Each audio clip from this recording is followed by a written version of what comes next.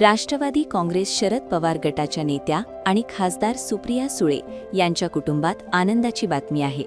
सुप्रिया सुळे यांची कन्या रेवती सुळे हिचं लग्न निश्चित झालं असून नागपूरचे उद्योजक सारंग अरुण लखानी यांच्यासोबत ती विवाहबंधनात अडकणार आहे.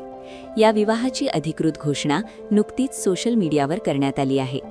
या महत्त्वाच्या घडामोडीची माहिती माजी केंद्रीय मंत्री सुशीलकुमार शिंदे यांच्या कन्या स्मृती शिंदे यांनी सोशल मीडियावर पोस्टद्वारे दिली.